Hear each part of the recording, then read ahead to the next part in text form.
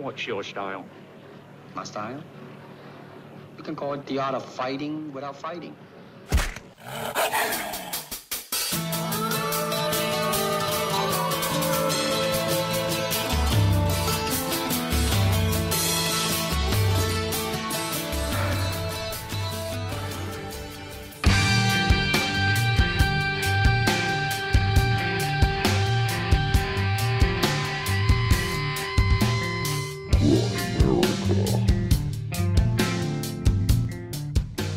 What's truly badass is developing the strength to be kind even when life is not so kind.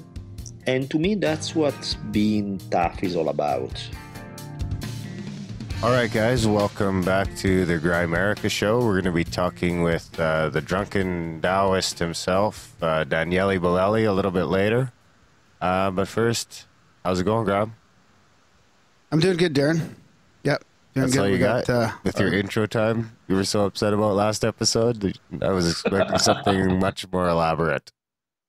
Yeah, well, we've got Red Pill Junkie with us here in the intro. How's it going tonight, Red?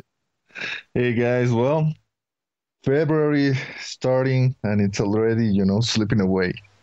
Yeah, the groundhog fucking seen his shadow here, that's for sure. The one fucking sunny day of the week and it's Groundhog's Day, and then it's minus fucking 30. That little bastard. Yeah. Did it again. So did you see our flyer picks up there already? Red? Yeah, where is that exactly? Vulcan. Where is that? That's a little town about, what is it, like 45 minutes or so? No, south? it's about an hour and a half south. Yeah, 90 minutes south of Calgary, kind of southeast of Calgary. It's not on the main trail, it's on a little secondary highway. So how many people live there? I've never been there. Apparently you have. Apparently you've driven through quite a few times. Yeah, I was probably sleeping. Well, I've like gone the back way, but you don't go into the town. You're like on the outskirts of town and then you turn onto another fucking highway. Yeah, it's a pretty small town. Couple thousand or not even? Yeah, I think so. A couple thousand maybe. It's got a little like museum center there with Star Trek, all the Star Trek things. They were called Vulcan before Star Trek, I think, and they just fucking ran with it. Okay, so now it's populated only by Trekkies? I don't think so. No, I don't probably think so. Mostly fucking farmers and rednecks. Yeah, totally. They're just using the Vulcan to get some. Yeah. So if I were to visit there, wearing my Star Wars T-shirt, I wouldn't risk being lynched. No, by no. an angry mob. No. You'd be the only one there, probably though. I don't know. Was there other people there when you were there? Not a lot. No. No, I don't think I was. I think it's been on TV once or twice, just because it's like that was their little thing, for the Star Trek town. Well, it's a good way to start the Grimerica flyer campaign. Yeah, that's the great global Grimerican flyer campaign. The great global Grimerican flyer campaign, 2014. Nice. Try and get the Grimerica flyer in 50 countries this year. Yeah. So far, we've got pictures from 2, I suppose. Jared hasn't sent us a picture of one posted yet, but we know he printed out about 50. Yeah. Okay. But we did get one, I don't know, somewhere in the middle of the Atlantic from Jeff. Yeah, cousin Jeff. Yeah, cousin Jeff on a boat going over the Atlantic, and he sent a picture of the flyer kind of on his map. Well, he's thanks. in a cruise or what? No, he's on a boat laying cable. Oh. Yeah.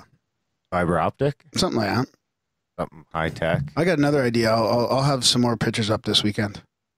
Sweet. Yeah. Well, hopefully we'll get some other pictures too, and they won't all just be Grams. But they were. I challenge you to beat the last batch. They're pretty good with the Enterprise. Thanks, buddy. Whose face did you cover? I don't know. You just chose the guy you didn't know. There's two empty holes, and I couldn't get around to put my own face in there. No, they were good. I keep them coming, guys. Hopefully, like I say, we want to get as many as we can, and keep them coming. We'll see if we can get to 50 countries. So far, we got one. and a half. We'll call the one in the Atlantic. Actually, if we give ourselves a half for the one in the Atlantic and a half for all the ones we've seen Jared printed out, that's 2. They were in Canada and another 2 half countries. Mm. So, Red, we heard you on the Paracast on the weekend and also on Radio Mysterioso Part 2. So I just wanted to say, while we're recording here, that you did a fantastic job. It was great hearing you on another podcast. Thank you so much, guys. And as I've said before, the reason I'm moving now forward into trying to maybe get a little bit more exposure, it's because of the confidence I've gained through becoming a part of the Grimerica show. Yeah, that's great. That's good to hear. We all kind of learned together. Yeah, I think you got a bright future, man. Talking about that, your audio comes through just as good as your writing. Your knowledge and the way you articulate everything. It's just superb. Oh well, superb. So, what are you going to articulate for us today? Well, you were mentioning your cousin Jeff, who is right now somewhere in a remote part of the Atlantic. And one of the most interesting news that have been coming lately is about one either very lucky or very unlucky individual, depending on how you judge it. Like a Mexican guy named Jose Alvarenga, who spent the last 16 months lost in the sea. 16 months? 16 months. He went out on his boat on Mexico in late 2012, was blown out to sea, and survived on the open ocean until washing ashore about 5,000 miles away in the Marshall Islands on January the 30th. The guy apparently survived by, catching fish, birds, and turtles, and when rainwater was scarce, he didn't have any choice but to drink the blood of the turtles and his own urine. Urine. So talk about, an amazing tale of, resilience and, surviving against all odds. So he was on a boat the whole time? Yeah, and apparently the first month he was accompanied by some other teenage Mexican dude who got eaten. Didn't know. I hope he didn't. He ate him. Hopefully not, but I guess that the guy died shortly after they were lost. Yeah. Really? Yeah. And then when he got back, his wife had married another guy. Come on. No, he hasn't come back yet. He's still in a very delicate but stable state. He's been tended there on the Marshall Islands. I suppose that eventually he'll return to Mexico and he'll be given like a hero's welcome. And obviously there's a lot of people who are, obviously there will always be skeptics and debunkers in every type of situation. And some people are calling bullshit on all these, They're saying that there was no tiger. Yeah. Oh, yeah. You just have to go back to that, to the movie The Life of Pi, which I particularly enjoyed a lot. And I for the record, I choose the story with the tiger. Yeah.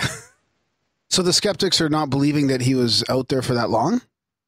Yeah, apparently that's what they're saying. I haven't read a lot about this case, only through very brief notes printed on the Mexican news. Is that the picture of him there, Darren? Yeah. Is that something a lot of people fake? He doesn't look like he's been sunburned too bad. He looks like Val Kilmer, Yeah. When he did the movie of The Doors, like when he was playing the part of an elderly and bloated Jim Morrison. Yeah. Riders on the storm. That was a good movie. Oh, yes. Grizzly Adams looking motherfucker. Baked being on an island. Really, he's just been living it up in fucking Tijuana. So, let me ask you guys, imagine yourselves in that kind of situation. Okay. Would you be willing to resist all that, 16 months, all alone, What? Would I be able to resist what? Being lost at sea. I don't understand the resisting question. it right now. I don't understand the question. What would I be resisting? The urge or maybe the desire to kill yourself. No, I wouldn't do it. I'd fucking eat the dude, though. Like the third night. I think I'd know after a month. If it took him a month to die, I'd probably know after that month that, like, this is going to be a long journey and I need to make that body last. No, I wouldn't kill myself. I don't think.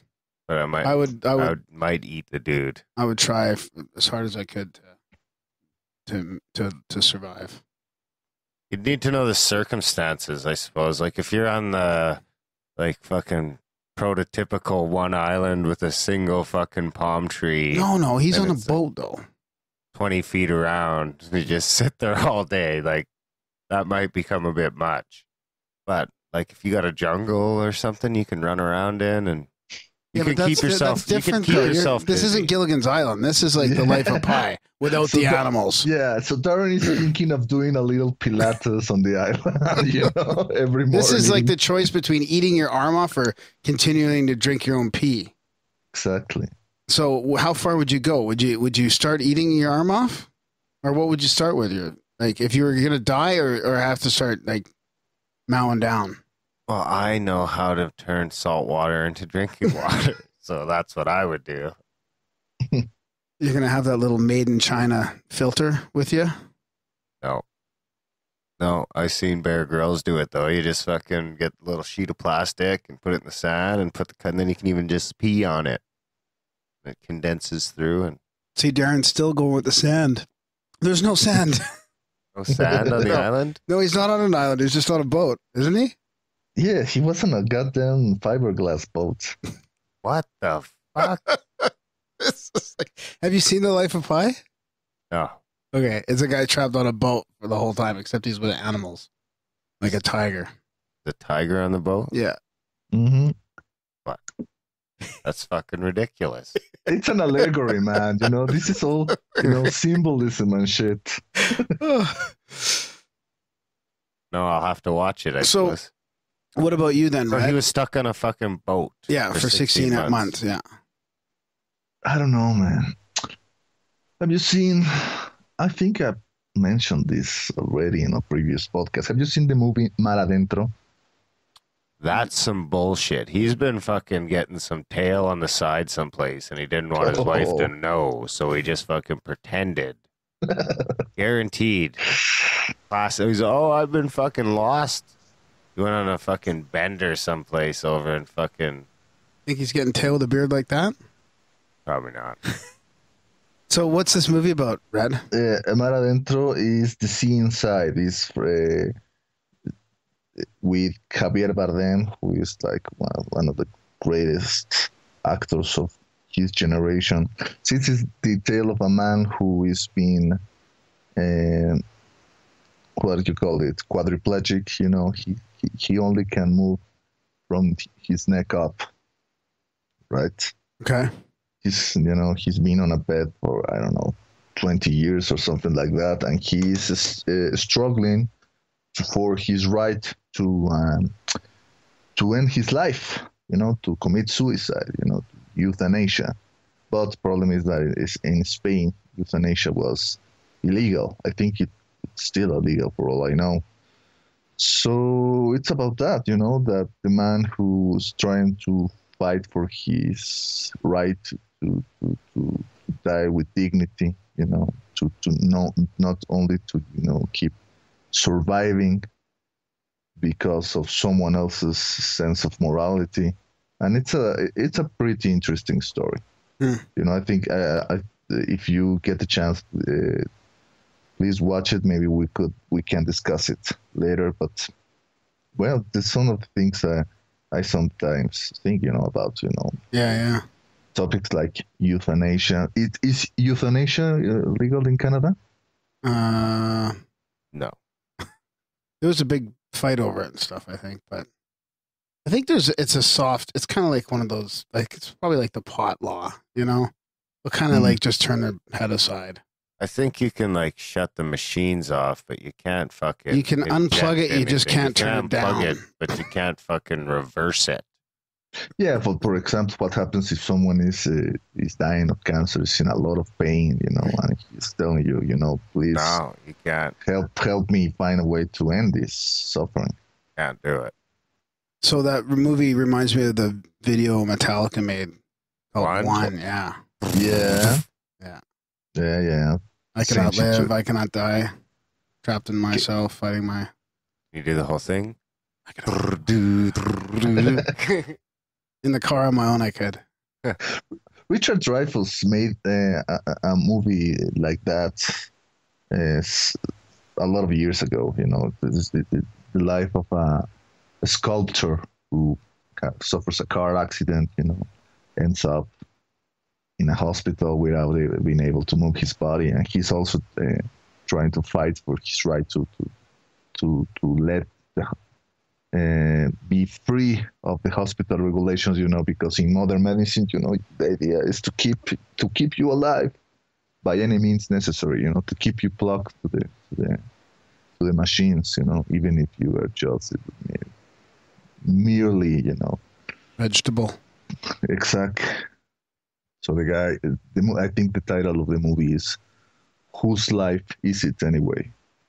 All right. Yeah, well, let's move on to something a little more livelier. So let's talk about the devil. That sounds better. Okay, so you know that in the United States they have this huge debate about the mixing of religion and politics, right? They have all these conservative groups who have also a lot of political influence, Republicans and all that. And apparently in 2012, some rich Republican convinced the state of Oklahoma to erect a statue of the 10 Commandments right on the state capitol, which pissed off a lot of people, predominantly atheists, because they thought that it was a flagrant, violation of the separation of church and state. And I think that, for the record, I think they're absolutely right. But then there came the Satanists who have a very devious sense of humor, and they came up with a much better plan to protest the Ten Commandments statue. They decided to ask the state of Oklahoma for the right to erect a statue in honor of Satan himself. Did they get approved? No, I think that the city or the state is going to have kind of an election. They're going to a referendum. They're going to vote whether they let the approval to the building of the statue. But either way, the Satanists win, right? Because if they they reject it, they can come up say that how there is this favoritism,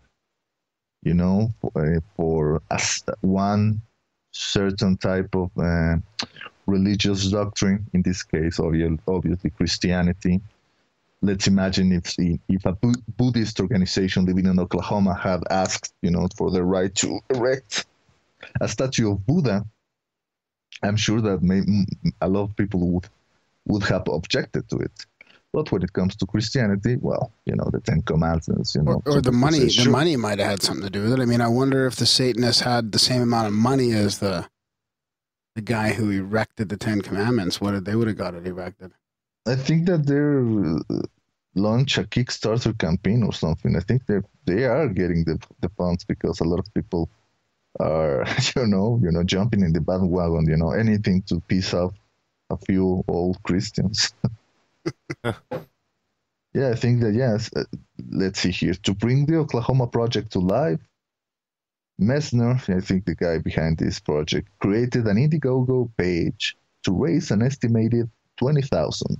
As of January the 22nd, that fundraising goal had been exceeded, with more than 1,000 people contributing a total of $28,180. People seemed less enthralled with the temple's previous fundraising effort to support religious diversity. It involved adopting a New York highway in Satan's name for the price of $15,000. The deadline has long passed, and the Satanic Temple raised just $2,200. Oh, I thought the Satanic Temple got the 28 grand. Apparently, the guys, the Satanic Temple is behind the project, and it's kind of, I don't know. Incidentally, did you know that the city of Madrid has in one of their squares a statue in honor of Lucifer himself? No, I didn't know that.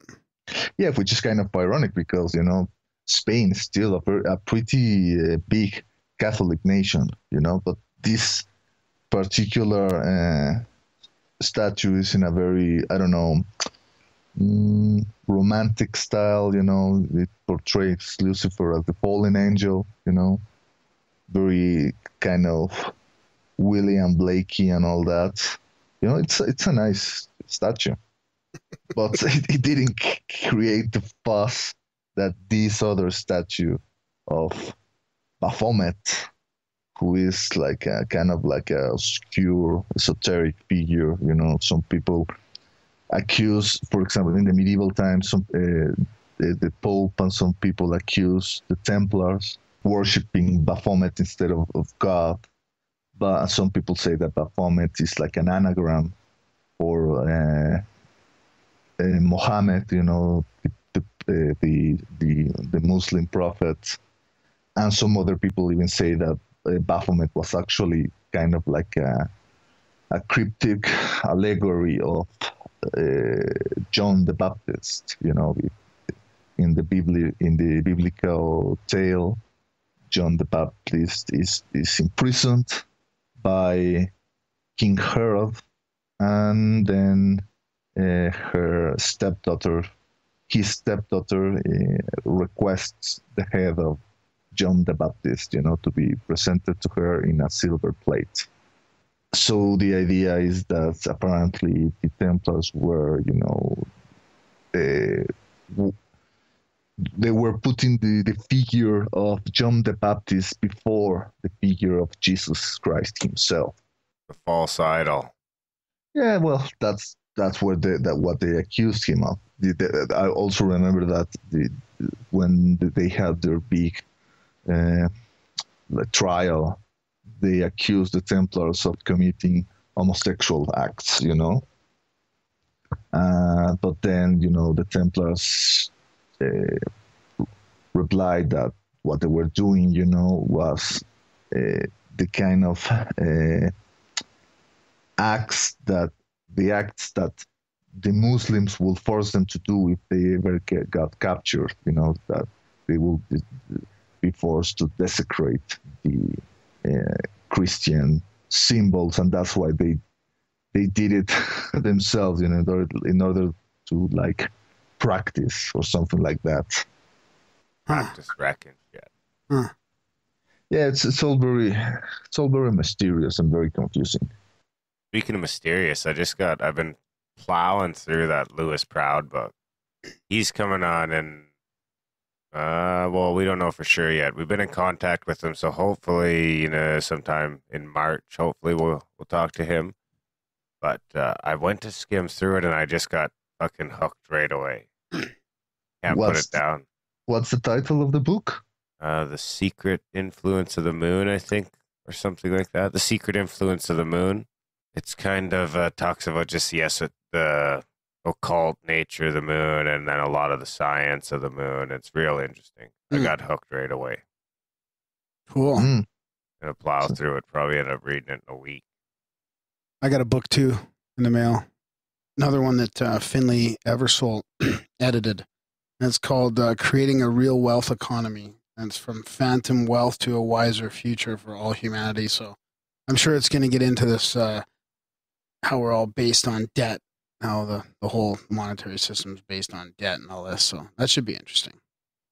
Well, not only on debt, but if you think about it on kind of illusory assets, right? Yeah, yeah. I mean, electronic transactions. Yeah, zeros and ones, traveling through the wires, Yeah. So the other thing is, Red, I don't know if you ever heard of the Global Coherence Initiative, or it's also more ones and less zeros. It's also we discussed about it. We discussed it the last time I was with you guys. Yeah. But this isn't the Consciousness Project. It's the Coherence Initiative. So it's the guys that are affiliated with HeartMath.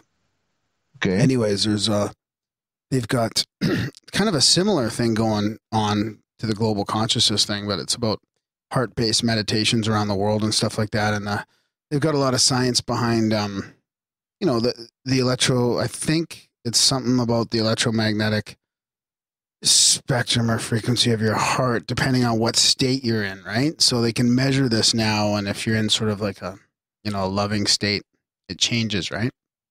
Lots of science behind this, and we've got a guy coming on that show coming on in a couple of weeks.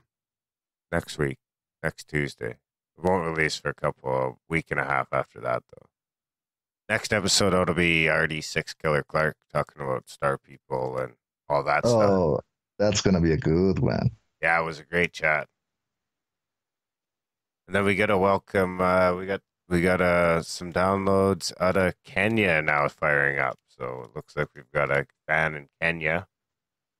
So welcome to the team. Got a flyer. Yeah, Howard Martin's the guy's name from Global Coherence Initiative. So this guy's been around, done lots of talks. It's going to be fascinating. Awesome. And of course, in this episode, we got coming up after the break, Daniele Bolelli.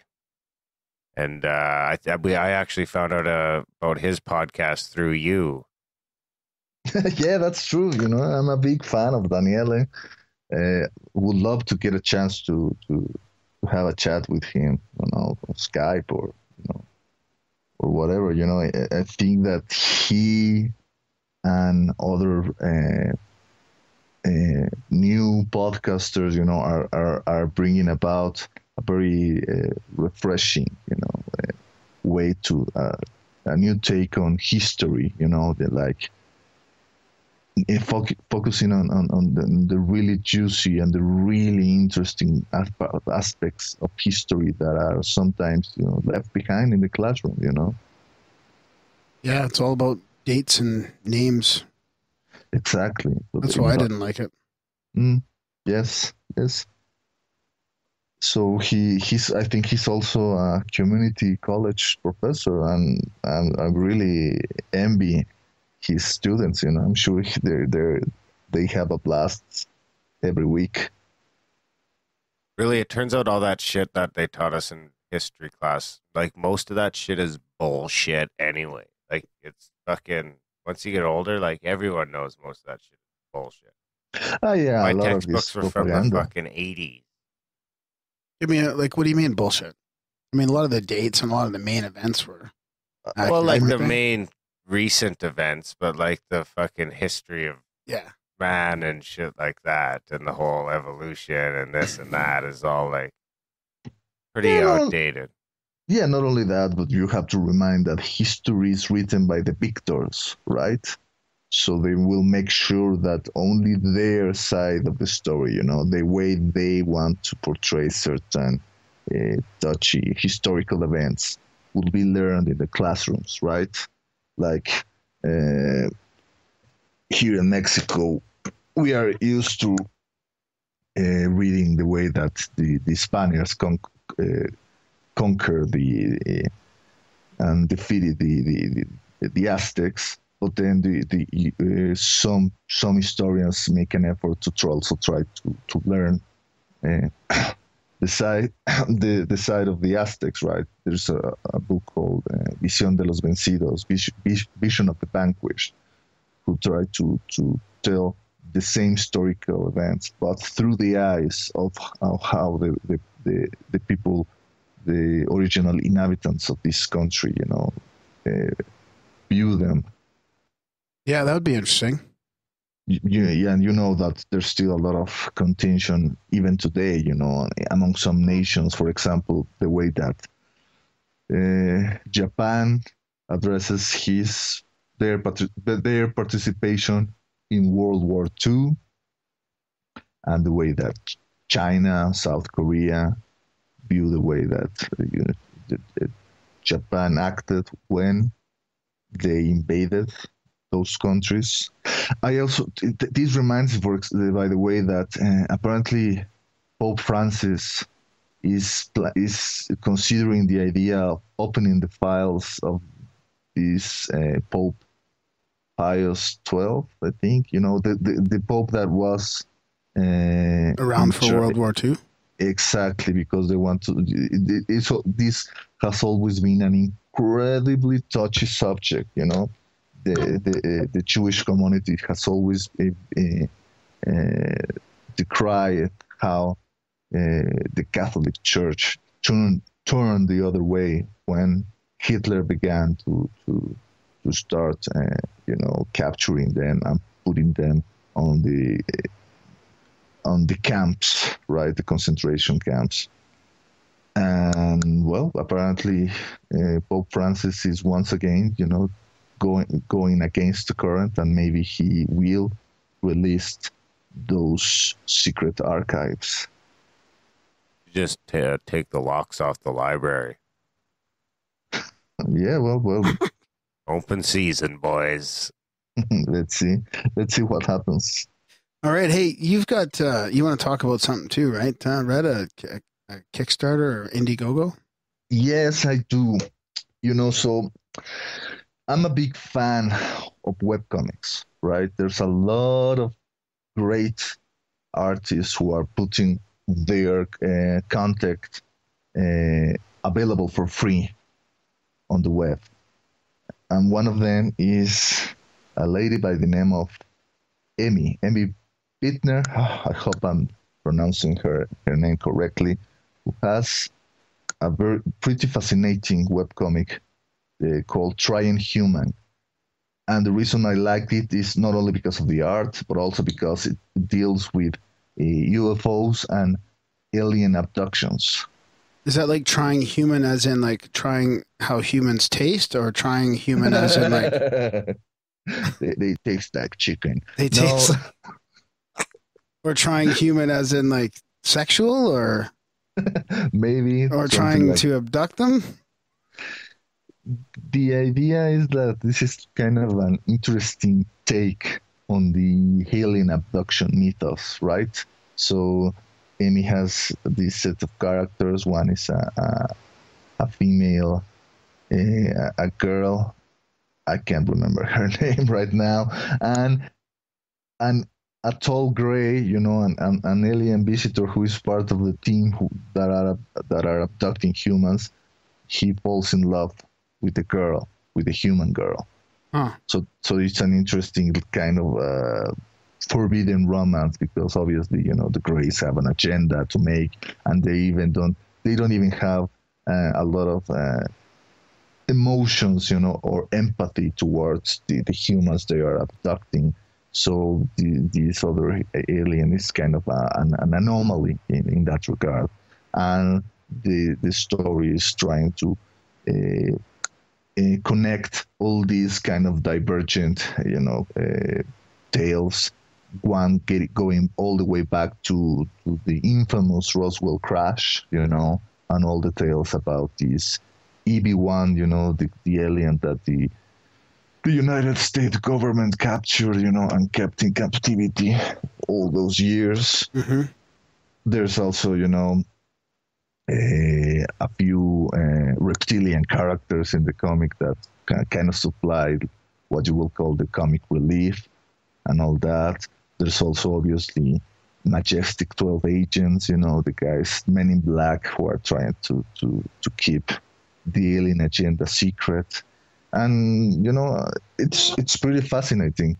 And right now, Amy is in the middle of a Kickstarter campaign in order to publish the first volume of the Trying Human webcomic. I think that it comprises like 6-7 chapters or something like that. And I think it will be great if here in the Grimerica show we could plug this Kickstarter campaign. And we've been already, sending emails to Amy to convince her to come to the Grimerica show to interview her properly. Yeah, we should have her on. Yeah, she's already accepted, but obviously, with all those episodes that you guys have already on the backlog, and her own schedule, so it could be that by the time we have her on the show and the episode is released, that the Kickstarter campaign will have been over by then. So I think that was the reason why I wanted to mention it already. The campaign is still 11 days to go. There's a lot of very interesting rewards if you decide to join in. Yeah, Darren's got it up on the screen there. It looks pretty cool. Yeah. I mean, I went with the signed paperback edition. Yeah, that's what we'll do too. Yeah, but I'm really considering maybe before the campaign ends to maybe upgrade it to the hardback edition. I don't know if you can do that, if you already get pledged a certain amount, if you can, increase the pledge. Well, maybe we'll get the hardback and then we'll swap. I think that, to everyone listening, please check it out. Check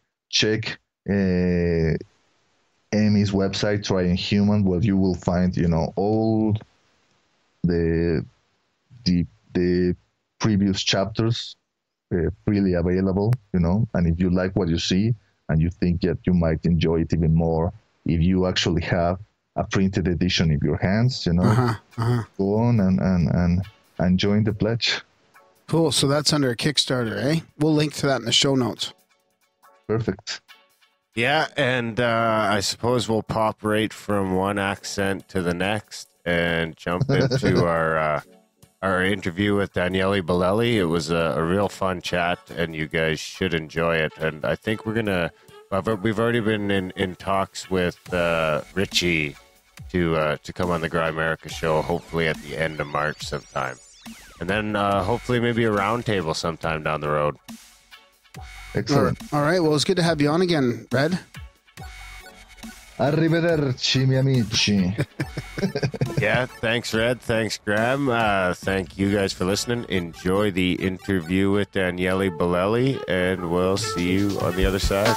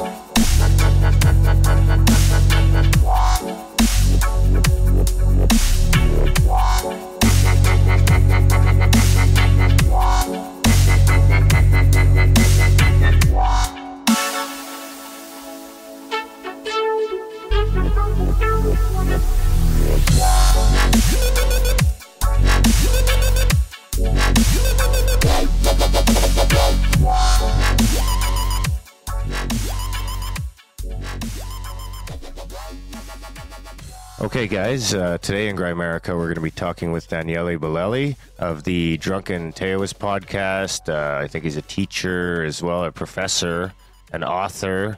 But before we get to him, as always, how's it going, Graham? Hey, I'm doing good, Darren. Remind me, we'll have to get Daniele to tell you how to pronounce Taoist. Yeah, probably. So we've got Daniele Bolelli here. Darren and I are huge fans of his podcast. And he's an author, historian, a teacher, a Taoist, a mixed martial artist, and a podcaster. He's got a few books out. One called Creating Your Own Religion. It's a how-to book without instructions. Religion, 50 Things You're Not Supposed to Know. And On the Warrior's Path. So we've got plenty to talk about, and we're super happy to have you on the show. Welcome, Daniele. Thank you, guys. So I suppose before we get started, I don't think there's going to be too many people in our audience that haven't heard your show, but that's how both Grab and I came to find you and kind of learn a little bit about you was through the show. So I was wondering if you couldn't give us a quick rundown of the sort of the genesis story of the podcast. You know, why you decided to do it, and you know how it came to be where it is today. Yeah, I basically didn't know crap about podcasting, and which is always a good start, I guess. But when I wrote 50 Things, I was invited on Rogan's podcast and Adam Carolla. So it was pretty cool because, you know, I went from zero exposure to the podcasting world to being on a couple of really huge ones. And particularly after Joe's podcast, I started getting a lot of messages and emails and all of that, you know, and these fans were all really, really cool. So eventually, after enough time, after this then went, you know, more Rogan podcasts, Duncan Trussell, starting getting hooked up with that word, I started just getting requests from people who dug it saying, hey, start your own podcast. And I was a lazy bastard, to be honest. So I was like, yeah, you know, sound good, except that I don't want to deal with, they're like, it's really easy, you know, learn how to, it's really quick learning all the in and out technically, but I'm like, yeah, okay, I'm sure it's easy, but I still don't want to do it. It's too much work if I have to start from scratch. Tell you what, why don't we do this? If any of you guys can worry about the technical part, you know, the editing, putting it on the web, everything, then, you know, I can put a microphone in front of me and we can start rolling. Huh. I said it almost as, you know, hoping that nobody would buy. Yeah. I would have a good excuse. And, you know, within about 5 minutes from when I posted that, I got a reply from Richie Versus was, I'm a film editor out of Culver City, just, you know, not too far from you. I have access to a studio. I'll take care of all this stuff. Wow. And then Evan Calver jumped on and he was like, yeah, I can take care of the web. I'm like, shit, I guess I have no more excuses. Oh, okay. That's funny. So is that actually how you didn't know Rich before that? No, I didn't. Wow, that's amazing because you guys have a real chemistry. Like, to be honest, I just actually, one of our regular guests here on Grimerica, Red Pill Junkie, he turned me on to your show maybe about 2 months ago, and I've been listening to all the new ones and going back, but I think I've been mostly probably 25 or 23 and above sort of thing, except for I did go back and listen to the Legalize It one too. As soon as I seen that, I had to jump all over it. Yeah. Yeah, but your point was, Darren, you're talking about Richie. I'm really surprised to hear that you guys just kind of met over the podcast. It seems like you guys have had a genuine, like, ongoing. I thought for sure you guys had been friends for years. Yeah. No, I literally met him at some, I think when we started was, now is what, 2014? So we met in like 2012 in probably April or so, and just to chat, okay, so how are we going to go about it? We talked about it a few times. We met one day, we recorded a quick video that we put on YouTube as a teaser for the podcast, and then October 1st is when we released the first episode, and we rolled since then. And I think, you know, the whole chemistry thing, it does... I like Rich from the get-go. He was definitely a really good guy, and I think everything got progressively better since then. Like with anything, you know, when you first meet somebody, inevitably you're going to have things that flow and things that don't. I think over time the things that flow have increased progressively. So now it's just a walk in the park. We can. So I'm really, really happy with the whole thing. I'm happy with Rich. I feel like everything is working out really, really well. That's funny because I think it was around 2012 when Graham and I met. Of course, at that time we had no intention of starting a podcast, right. But here we are. And it's definitely not as easy as they were letting on to do all the editing and web stuff. It's quite a chore. Yeah, that's why I'm very thrilled. In addition to all the content aspect of it that Rich provides, also the technical element is a big one, and I'm really glad that he can take care of that as good as he does. Yeah. So, are you happy with how it's gone and how far your reach has been? Like, is it beyond your expectations at all? Yeah, it is. It really is a trip in some ways because getting messages, as it happens on a fairly regular basis, you start getting messages from the weirdest places in the world. And you're like, really? Somebody in, what was one of the last one I got? Somebody in Malawi, which, I mean, I have pretty good knowledge of geography, but still, I was like, Malawi? Yeah. I'm sure it's in Africa somewhere, but what the hell? Where are we? I was like, so, it's truly is another universe, globalization today, thanks to something like podcasting, thanks to all the internet thing that we get to use is changing the way we communicate in a way that really I would have never anticipated. Not even 10 years ago, even 5 years ago, I didn't quite see it, Yeah. Do you think it's something we'll still be doing in 10 years? Do you think they'll allow this free flow of information with no, rating or filter to keep plugging out? Or licensing? Who the hell knows? I honestly have no idea. I wish I could tell you, yes, I know I have an inkling, I have a prediction. I'm as clueless as it gets when it comes to this because I can see it going in many, many, many ways. I don't know that you can close the floodgates once they have opened. I think there would be a hell of a lot of resistance to that, but weirder things have happened, so you never know. Yeah, you never know how much resistance is actually out there to be formulated. Because sometimes you think of what's going on and you wonder why we don't gather together with pitchforks as it is. But yeah, that's true. That's that's definitely true. We're pacified. Pacified public. That's why I'm surprised they don't legalize weed, because they're like, if these guys are baked, they're going to be even less likely to rise up against us. Right. Yeah. So you've been an author, a historian, a teacher. Do your students follow it a lot? Do you have a lot of student messages? Sometimes it goes both ways. I have people who sometimes on the first day of class show up and I'm like, hey, I listened to your podcast. I'm like, cool.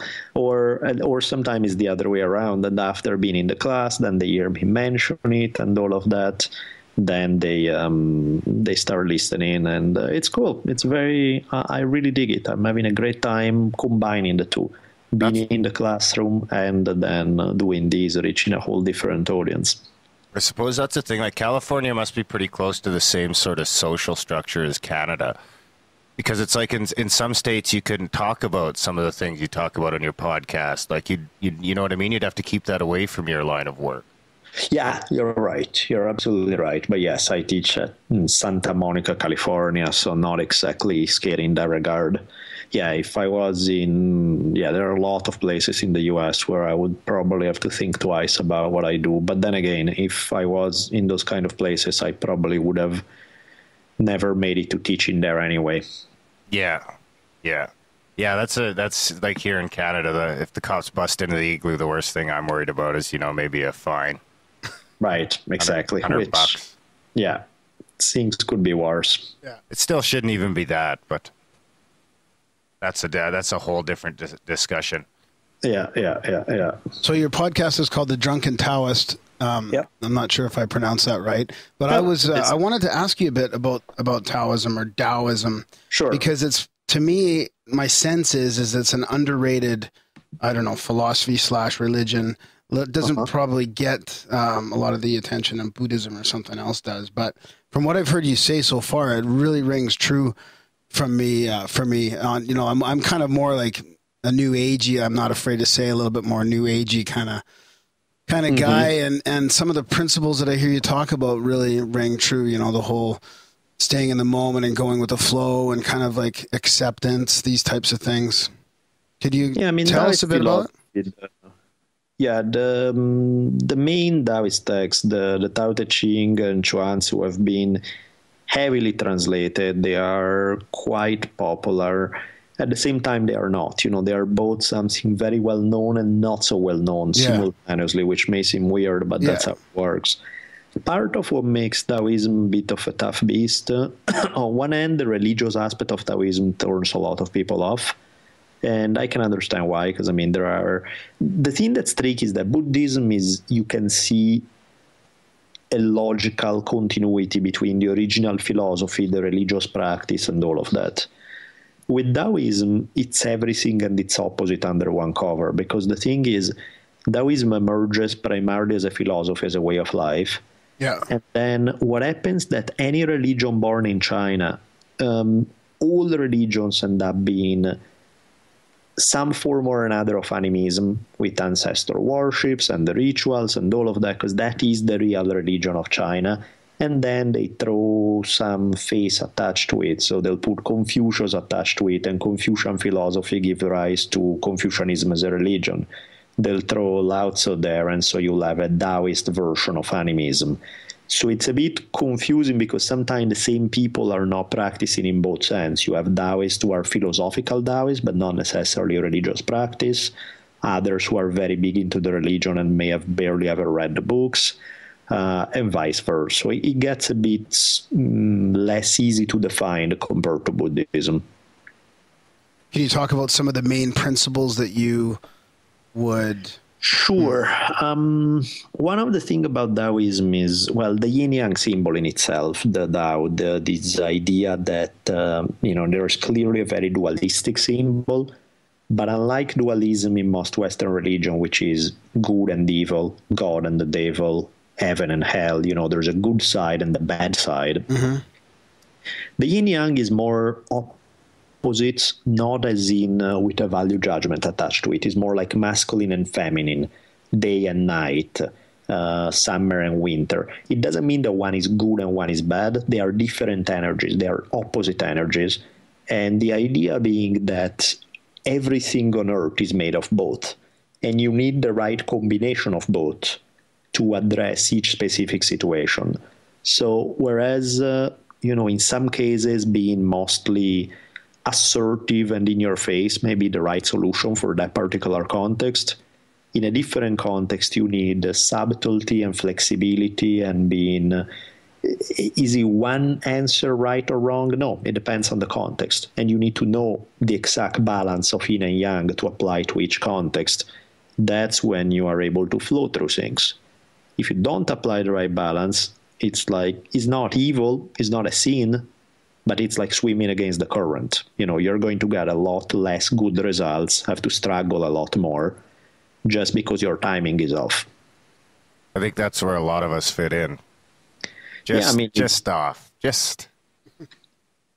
Everybody screws up, right? It's the nature of the business, but, the idea is that hopefully you start picking some trends, you start developing.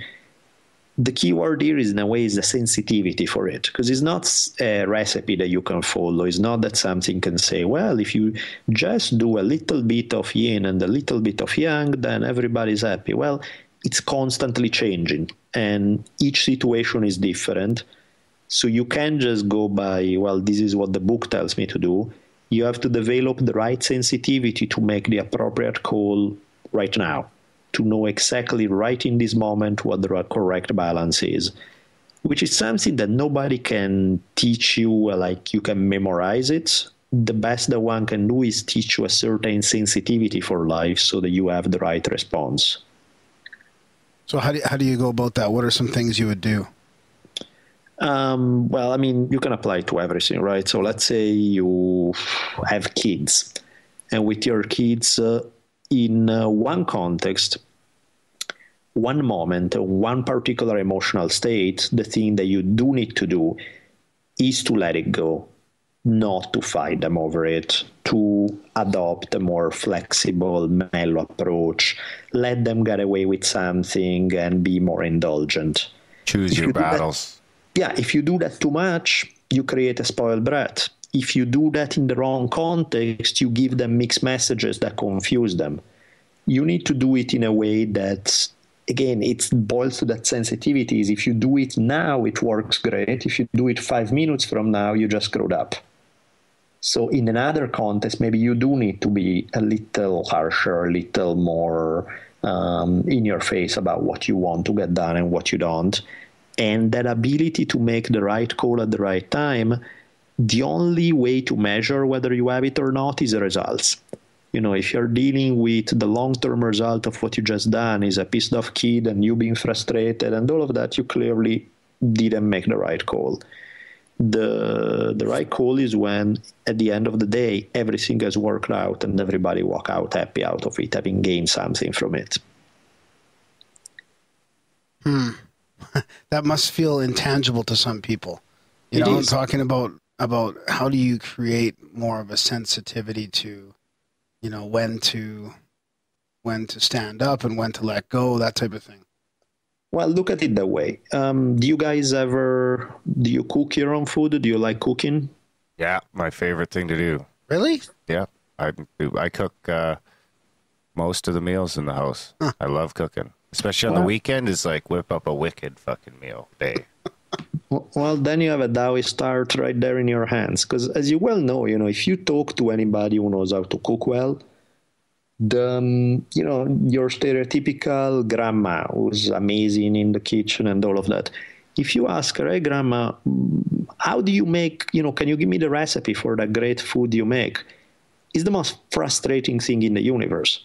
Because what you hear is, well, you put a little bit of this. It's like, what the hell is a little bit? It's like, well, and then you let it cook for a while until it's a little brown. And you're like, none of that make any fucking sense, right? Because you're like, you want give me number of minutes, give me how many cups, how much, something that I can reproduce.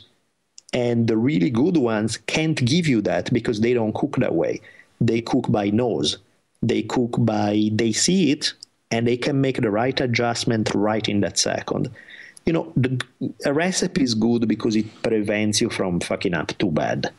A recipe is good because it gives you a general idea that if you follow it, you probably come up with something decent. But for something really good, you have to leave the recipe behind and somewhat improvise and make changes and adapt the timing and on many, many variables that nobody could possibly capture in a formula that they give to you ahead of time.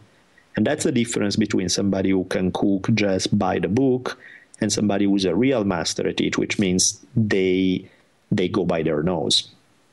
That's like when you guys and Duncan Trussell were talking about that, becoming an expert and just being able to go with the flow or stay so in the moment that you're kind of not, you don't have to even think about it. You're just there with it. Right. Absolutely. It's like getting pancake batter to the right consistency, man. You can't teach that shit. You just know. Exactly. Yep. Yeah, you make good pancakes. I don't know about the rest of your meals, but I'll give you that.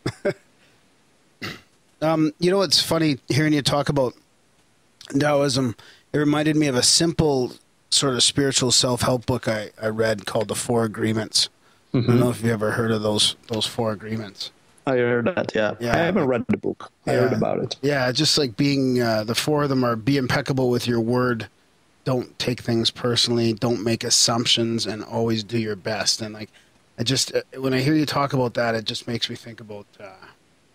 Assumptions is a big one in the world of text messaging. Yeah. Texts totally amplify how easily things can be taken out of context in an email or a text compared to a face-to-face or even a telephone conversation where you can hear the different inflections in people's voices.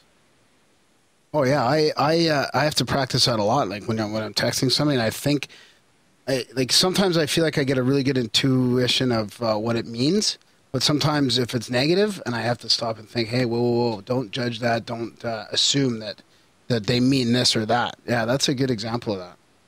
Yeah, and that's one of the things that I notice a lot, that most conflicts are based on just pure miscommunication, where it sounds like the two people are talking about the same thing, and they are just using the same words, meaning something radically different. People more often than not are running their own movies in their head and projecting it on other people, what they are doing and what they are saying. Like I see sometimes, when you read reviews, or when you read, let's say you either know somebody really well and you read the reviews of their work, sometimes both the positive and the negative ones have nothing to do with what the book or the movie or whatever that may be really is about. It's people just projecting shit and making stuff up, and they don't do it intentionally. They don't know that they are doing it. And yet, if you really know what's going on behind the scene, you can understand that what they are talking about has nothing to do with the subject at hand. Yeah, that's a good point. We want to have a fellow on that did a movie called People versus the State of Illusion, and it's all about your perceptions and how much that shifts how much your perceptions shift your reality, and how much sensory information you take in, and really the small percentage of that you actually use to create your reality. Right. So speaking of some of that, like watching movies and TVs and all that, I heard you mention you don't really have a TV, and I don't either, but sometimes I feel like I mean, sure, I can go to the internet and check out the local news or pick and choose what I want to get my current events from. But do you ever feel like you're missing out on current events, or where do you get your dose of current events from if you don't watch cable? As far as entertainment and stuff like movies or TV series, I'll watch, there are a few TV series or movies that I hear about, I check them out, Netflix or online or something. I'm more than happy to watch stuff in that fashion, things that I choose, that I want to see from beginning to end.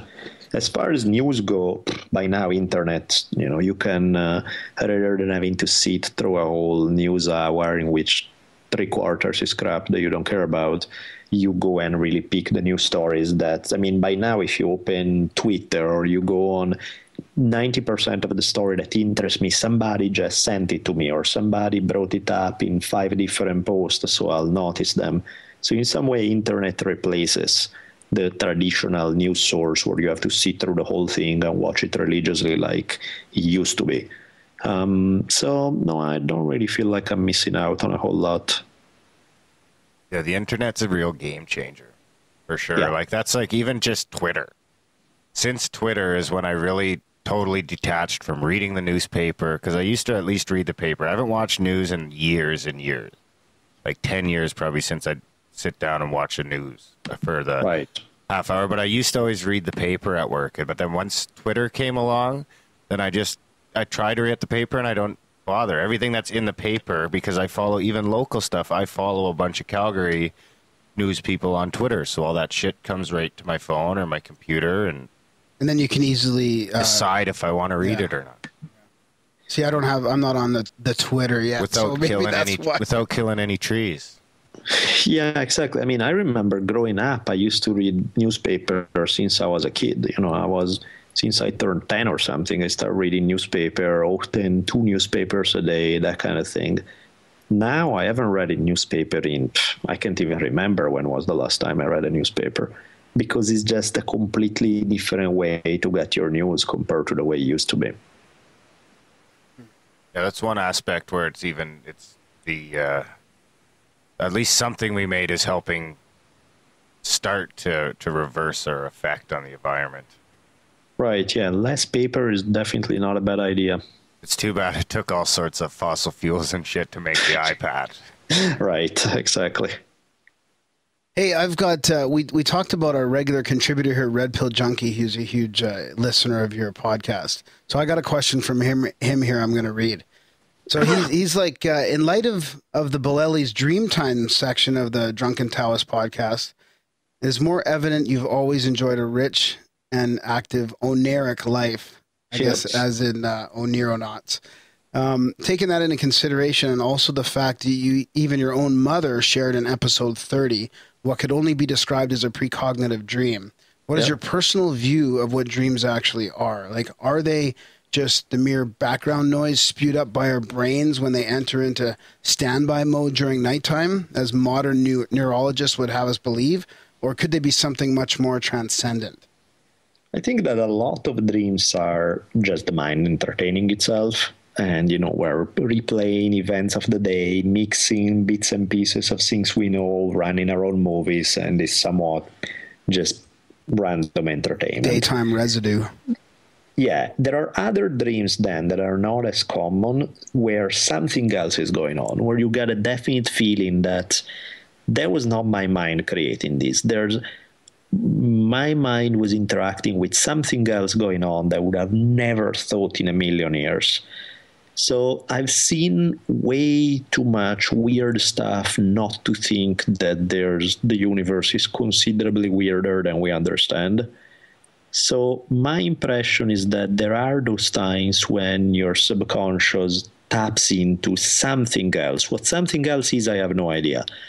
Some cultures would say where it's your spirit can get in contact with sort of a collective subconscious. In other places, they would say that it's spirits coming to teach you.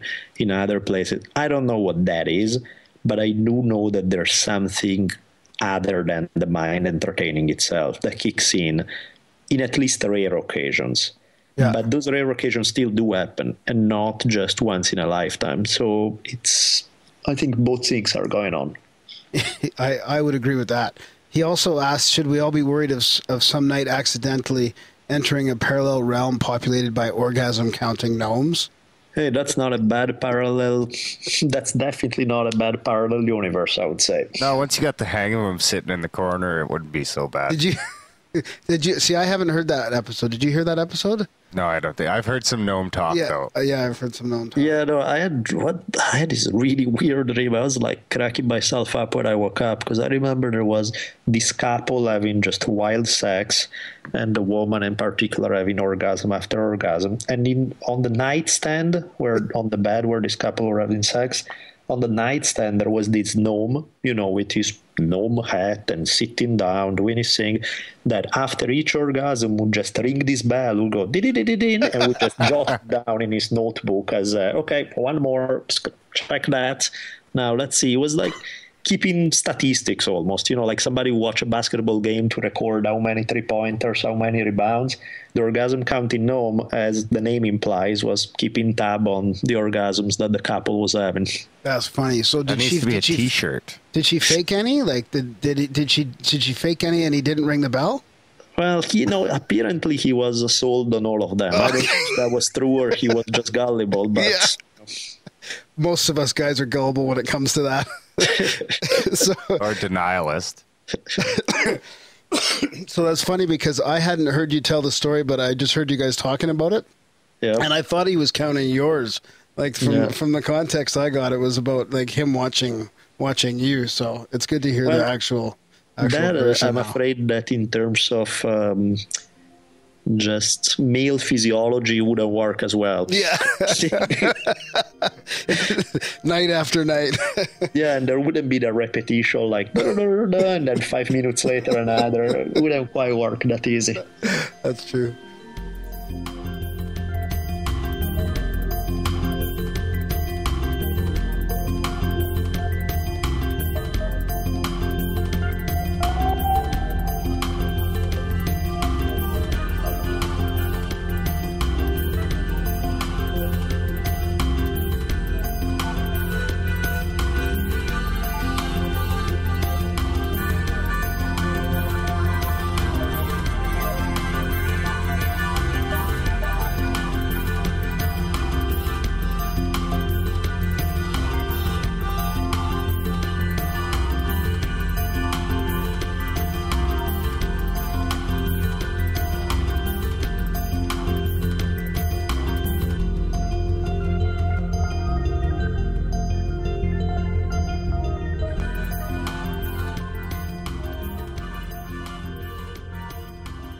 And then I got another question from RPJ here.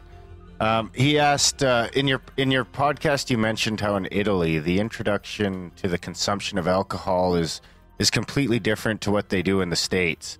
Over there, it would usually be the grandfather or the parents who would offer your first sip of wine at an early age. So by the time you reached 21, the legal age for drinking in the U.S., Italians are already very, very well accustomed to alcohol and would have fewer risks of falling into the bumbling intoxication displays of their American counterparts. Since you yourself are a consumer of other types of substances, which are still frowned upon in our current society, and you also happen to be a parent, would you consider following the same approach with your daughter, but in place of alcohol with some of these other substances? Yeah, I mean, to me, anytime you make something a taboo, you are ensuring that people will obsess with it, which is never a good idea. Which is why I was really puzzled when I moved to the United States in regard to alcohol, because I remember alcohol as being like big deal. You know, it's what your grandparents have for lunch, and there's nothing glamorous about it. You know, they tell, if you're curious, you know, they'll give you your sip of wine and they'll tell you, drink only this much, because if you have too much, you get sick. And then one day you do drink a little bit too much and you figure out, oh shit, they were right. I don't feel so good. And then you don't do it. And, you know, you kind of get a sense for how much is good, how much is not. No big deal. I remember when I think I was 11, the first time I smoked weed, and it was with my mom. You know, my mom was decided, a friend of hers left a joint. Actually, no, a friend of hers was visiting and pulled out a joint, and they started smoking. And, you know, I was curious, and my mom was like, well, you know, I have a hit. Best night of sleep of my life. But the thing that it may not sound like the most responsible thing in the world if you put it that way, but at the same time it was, because what happened is every other person I knew, by the time they were 12 and 13, everybody was smoking cigarettes because it was the thing that everybody would do. I thought, interesting. So I remember I was 12 or 13 around there. I picked up cigarettes and I started trying, not just try one just for the hell of it, but I started smoking somewhat more regularly, where it was becoming like a habit. And my mom just told me, are you just fucking stupid? And she didn't tell me, no, don't do it. She just said, look, I'm the one who told you, sure, have a hit of weed if you want, because one hit once in a while, if it's just weed, it won't hurt you. But if you make something a habit like tobacco, which has some major health effects, I really think that's stupid and it would hurt you. Now, she had built a credibility with me by that point. She built a credibility first and foremost because of who she was, but also because she's somebody who is not just saying no to everything, which at that point I don't, you know, I know that I can listen to you because you're not discriminating. You're just saying, don't do this, don't do that, don't do that. It's like, okay, fuck, whatever, I can listen to you. She was the one who was the cool parent who let me do the kind of thing that other parents don't let you do. And yet, if she was telling me that this thing was bad for me, maybe I should listen. Maybe I should really consider it. And so what ended up happening is that I was the only one of my friends who was not smoking as a habit on a regular basis, 1 or 2 packs a day. I was just not smoking, period. You know, I would pretty much, you know, I had my thing early on for just trying it, and then I was done with tobacco. I never picked it up as a lifelong habit, which, you know, considering what we know now regarding tobacco, that was not a bad thing. Yeah, I'm still on the tobacco myself, but I have been thinking more and more about quitting. Yeah, because I mean, it's the problem with it is that we know a bit too well that long term, you know, trying, big deal. You know, it's not like you're trying some, you know, crystal meth or something, which even trying probably is not the greatest idea. Tobacco, you can try, but once you make it a long term use, certainly not the best thing you can do for your health. No, I'll quit one day. I think that I kind of follow the same approach, because me and my wife have had this discussion before, because we both enjoy smoking a little pot now and again. Right. And we've talked about it amongst ourselves, how we're going to approach it, because our one daughter is 2 and the other is still a baby, is 3 months. Mm-hmm. But you know, the day is going to come when it's going to become an issue, you know, once teenage year, even, you know, rolls around. And it's kind of, I'd rather have you do it at home if you're curious, smoke weed in my backyard where I can, know what's going on, and you're not out in the street trying to score pot on a corner. I mean, hopefully by then we don't even have this issue anymore. But if it is, I'd rather they were getting it for me and doing it under my roof than being out and, I've scored pot in some pretty seedy places in my life, and I wouldn't want my daughters there. Right, exactly. I mean, when you think about the vast majority of nasty things that do happen in that regard are when people don't know what they are doing. They get horrendously wasted on whatever substance that may be, whether it's alcohol, whether it's you name it, whatever drug it may be. They do it outside of the house in an unsafe context around people who can take advantage of them when they are out of it. That's really the big deal. That's where you want to teach people how never to put themselves in that kind of situation, because it's really seriously dangerous. I mean, the number of women who get raped every year as a result of that is just off the charts. So that to me is, worry about that stuff. Worry about teaching somebody not to put themselves in danger in that context, not as a just say no thing. You want to have a joint once in a while, big deal. You want to try drinking some, big deal. Again, as you know, if you know how to do it right, there are some people who have addictive personalities. So clearly the once in a while may not work quite as well with them. Most people who can try things and enjoy them for a little bit without getting obsessive about it, then enjoy it a little bit and know your measure. To me, it's not a yes or no kind of thing, and that's what I mean by the Taoist thing of being able to make the call. It's not a 110% of cases, yes, do it, or 110% don't do it. Is what's the context? How far are you going to go with it? How much of a habit is it? What kind of an effect does it have on your body? All of those things go into the mix of figuring out whether it's a good idea for you or not. I'm curious, would you say is the alcoholism rate from Italy compared to the States? I was just going to ask that. Yeah.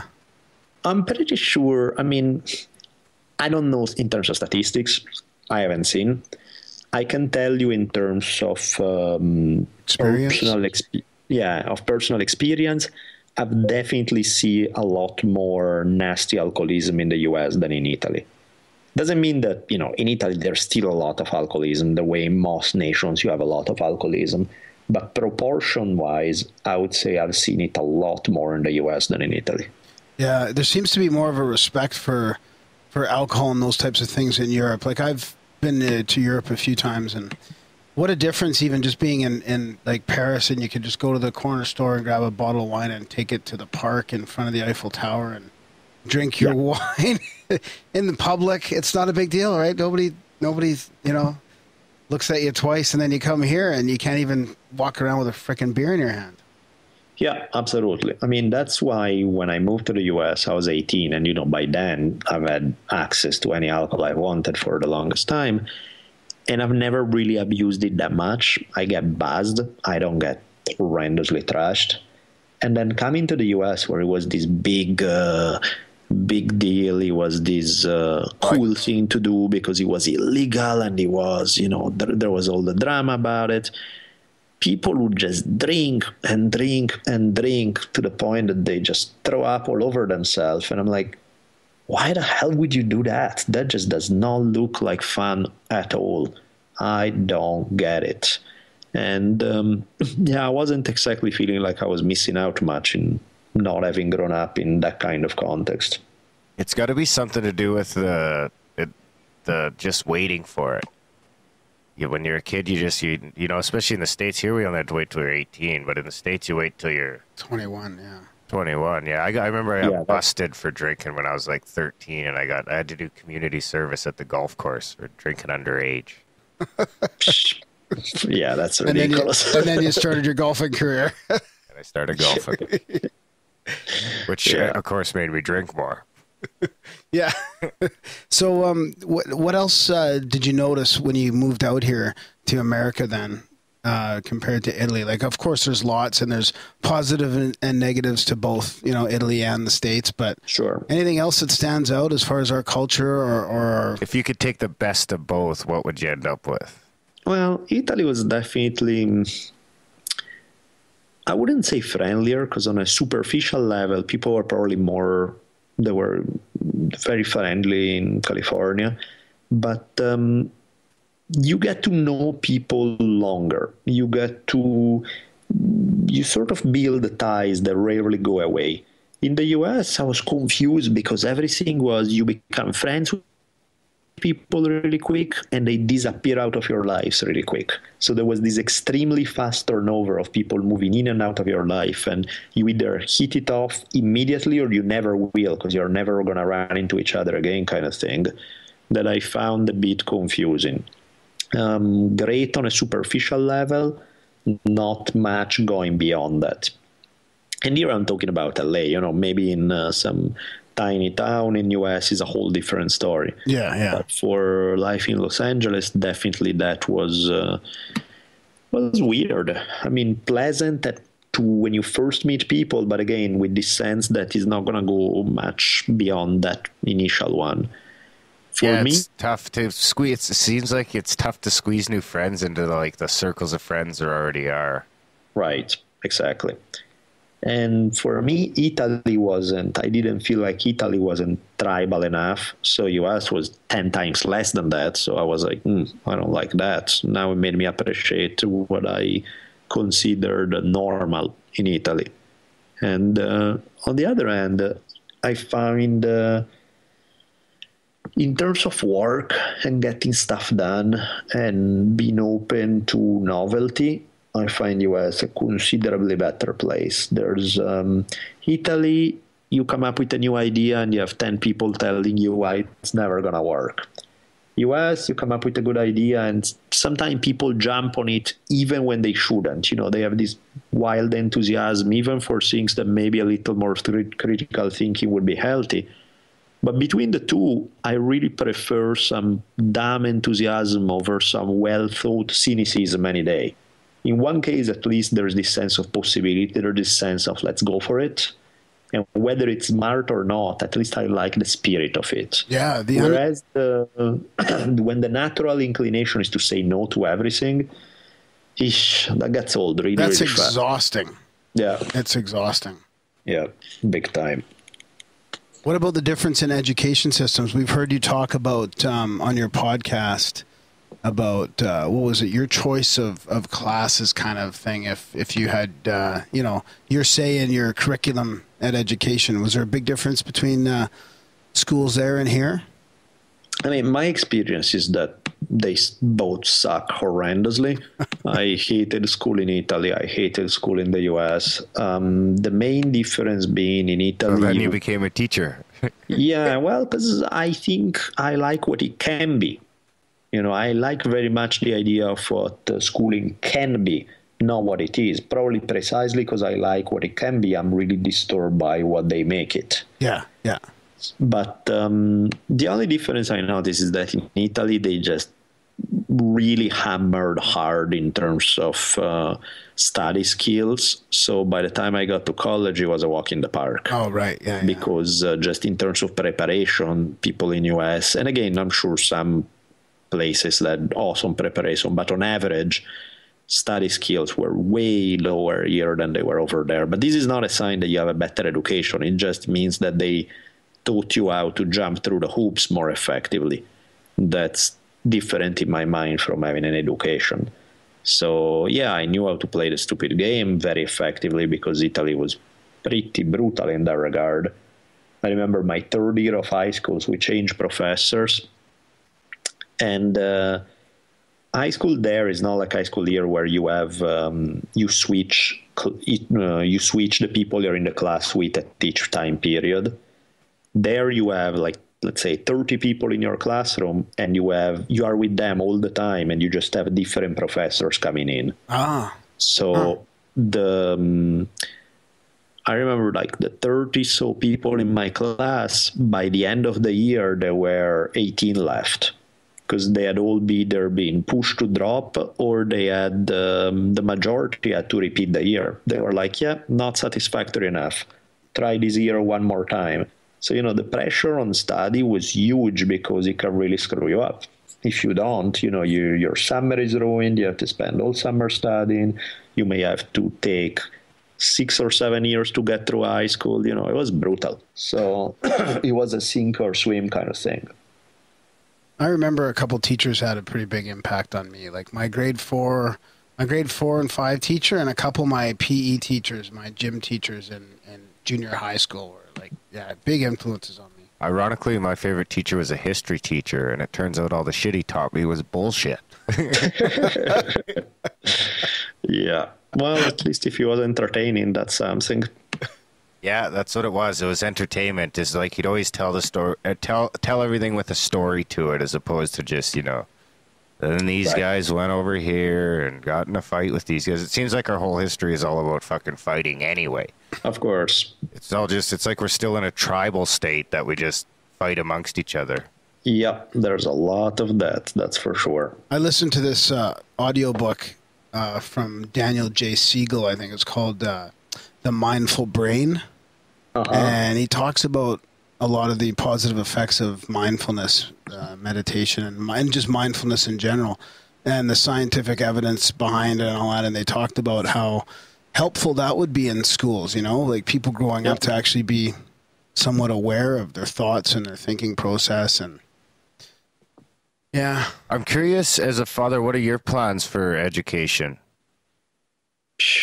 Yeah, that's a good one. Hell if I know. Because because I didn't grow up in the US, I don't really know how the game works as far as what to expect from elementary school, junior high school. I don't fully understand it, how they do things here. So I'm trying to figure things out step by step. Right now I'm just looking at elementary schools, what that's going to look like, and taking it one step at a time. My guess is, at the end of the day, what I think is the most schools are about learning how to jump through the hoops so you can keep doing that effectively, get through what you need to get through. In terms of real education, I'm thinking that that's ultimately something that doesn't take place in the classroom anyway, that it is something that would have to be encouraged at home, that, it's about the kind of books you read, it's about the kind of discussions you have at home, it's about something that happens not in the classroom. Yeah. So, in that sense, it doesn't really matter which school she's in, as long as the people are not. Like, there's a awesome Frank Zappa quote that says, if you want to get an education, go to the library. If you want to get laid, go to college. Makes sense to me. Yeah, that's funny because we had kind of talked briefly about like homeschooling because, the school's fucked, everything they teach you, none of it. I suppose the math is helpful. Sure. But not really anymore. Right. But up until third grade, right? Yeah, I think like homeschooling and stuff like that, I feel like you're taking more because part of school is also learning how to self-manage in a group and, make friends and all that as well. It's the same sort of thing as I'd love to go off grid one day if I had the means, but I'd struggle then when I kind of, you kind of off in dreamland thinking about what it'd be like to go build a cabin with a fucking solar panel and get the fuck away from work and everything else and hunt. Right. But I feel like that in a way would be maybe robbing. Who am I to make that decision for my kids? Yeah. To grow up in the fucking bush with nobody around. Yeah, no, to me, the most important aspect of school is the social aspect. Yeah. Is who are you going to hang out with, what kind of people, that game is the big one. The other one, I don't think that what I've learned in school.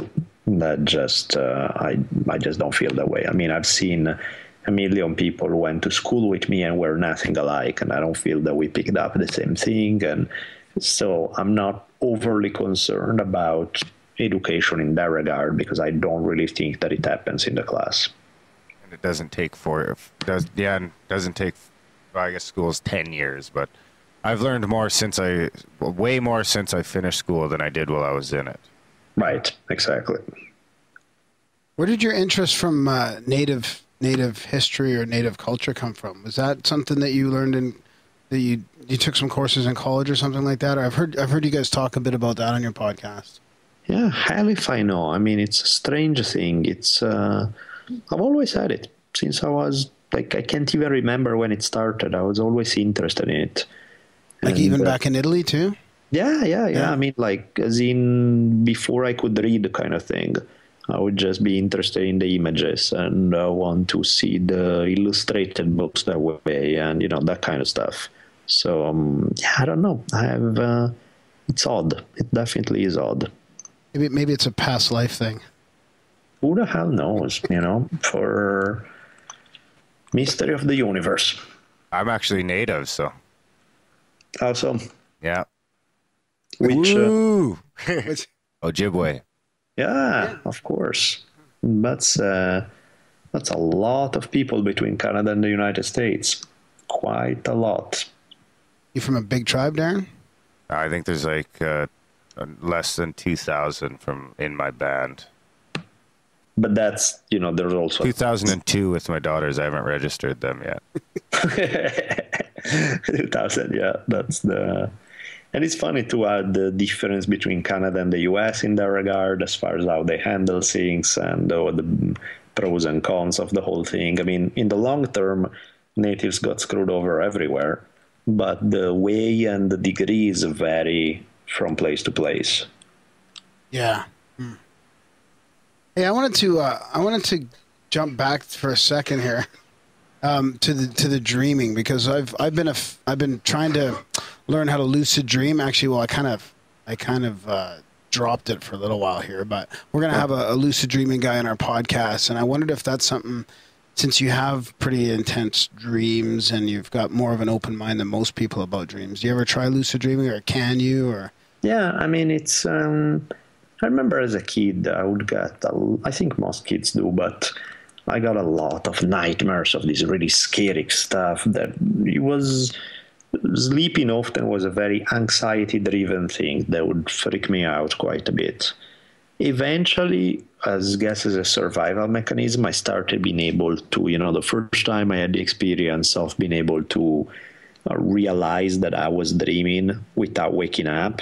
I was as happy as I could be, because suddenly I could direct the dream and turn it into something else other than this dramatic loss of control, nightmare, ugly thing. And then, oddly enough, I've noticed that a huge change happened since I started doing martial arts. I noticed that the kind of I never really had those kind of nightmares anymore. They just completely. It's weird how a physical practice seemed to completely change my dreaming life in that regard. Wow, that's weird. I'd never have. I can only actually remember. I'm sure I've had a few. But I can only actually remember one fucking nightmare I've had through my whole life that stuck with me since I was a kid, and it's super lame. Like, I'm just walking super down... What? Lame? Yeah, I'm just walking down a trail in the bush, and it's like dusk. And then I hear like a growl, and then I wake up. And that's the only bad dream I've had that stuck with me my whole life. I still think of it from time to time. Wow. I don't dream a lot. It might be the pot, maybe. Or you're so deep into it that you don't remember anything. Yeah, it could be that. So did that help you sleep too? So after you started this physical practice, did that also change your sleeping pattern and your dreaming? Well, I've always slept pretty well, other than when I was having some nasty nightmare. It was just that somehow it translated even to my subconscious, I guess, that I didn't have this sense of powerlessness, and just I felt that, I mean, my dreams remained, not often, but sometimes they were still pretty damn violent, but suddenly I was no longer the victim of the violence. It was some scary, crazy thing coming at me, and I could unleash hell on them, which was considerably better on them than on me, so I was quite pleased with the results. Nice. Yeah, I'd like to start lucid dreaming again a little bit more. I've only done it a couple times, but kind kind of envious of those people that have those young experiences. You've got one before? I've never. No, I've managed to have a couple, but I've never known I was dreaming until I woke up. Yeah. I was like, oh, I was dreaming? Sometimes I wonder if I'm dreaming when I'm at work. Well, one thing that you can do that I've seen that tend to work quite a bit is if you really want to do it, have an alarm, or, just change the conditions in which you sleep. Like, for example, if you're used to sleeping in total darkness, crack the window open a little bit or have a light on. That makes your sleep a lot lighter. You start waking up, you kind of open your eyes, you drift back in and out of sleep, so that there's less separation between being fully awake or fully asleep. And it's a lot easier to, as you're drifting in and out, to be able to dream and yet be semi-conscious of what's going on. Yeah, that's a good point. Other thing you can do is just set an alarm. That way, it's probably a shitty night of sleep because you keep waking yourself up, but that also means that you don't go so deep that your conscious mind is completely gone. I have a 3-month-old. I could use that as my alarm. Yeah, exactly. You can definitely. Well, but when you have a 3-month-old, you've done it for so many days by then that all you care, like, you fall back into the deepest sleep in about 3 seconds, because as soon as you can, you'll fall asleep against a door or something. You don't need to. I think is if you are well rested and you give yourself a weird night, that way you can pull it off. If you're so deprived of sleep, you just. Well, I remember once. When my daughter was probably about 3 months or something, when I hear my wife saying, "What are you doing?" And I'm like, "What do you think I'm doing?" And I'm sitting up in bed and I'm rocking the baby back and forth, except for the fact that the baby is asleep in her crib. I was dreaming that I was rocking the baby because I was by then so delirious and I was moving up and down in bed like I'm rocking the baby. But no, that wasn't. So I was like, yeah, I think I need some sleep. So I got a crazy question for you, because we talk a lot on, one of my main interests and one of our main interests in Grimerica is UFOs, and we've had some pretty well-known ufologists on the show, and yeah, so I just figured I should ask you about that. Any strange UFO experiences? Any thoughts on it? I mean, I know Rogan did his little show there on it a little while back, right? But yeah, I wondered what you thought. I don't think a whole lot in terms of the way I look at stuff is there's stuff that I experienced directly, and all I can talk about really is my experience. Anything else is a hearsay. So I try not to have too strong opinions about stuff that I have limited experience on. Yeah. As far as experience, I've had moments where I've seen stuff that I'm like, what the hell was that? And, I'm sure there could be explanation or maybe not. I remember seeing basically what was very clearly an airplane just flying up in the sky with a blinking light, going at a certain speed, everything very predictable. And all of a sudden taking off in the opposite direction at 4 times the speed it had before in a zigzag pattern. And I was like, yeah, that was not an airplane. Okay, I got that far. So, what does that mean? I have no idea. For all I know, it could have been, well, actually, that's the thing. I don't know what it could have been because it's nothing that come to mind that logically would explain it. But I'm not sold on, that was a UFO for sure. I saw little green aliens flying around. I don't know. I have no idea. I have seen stuff in the sky that moves weird. That's about it. Yeah. No, I like that attitude. I've got another listener question here from Joe Payne via Twitter. Yep. He's asking about the warrior's philosophy of love. Of love? Of love. Yeah, I would need more. I guess it really depends on where he's going with that, what exactly he means by it. I can see several different ways to go that route. While I think on that, if you guys want to take just a 1 minute, I need to take something for my throat because I keep having an itch in here. So if we want to do a tiny edit here, I'll Yep, no problem at all. something real quick so that my voice comes back. I'll be back with you guys in 30 seconds. Sure.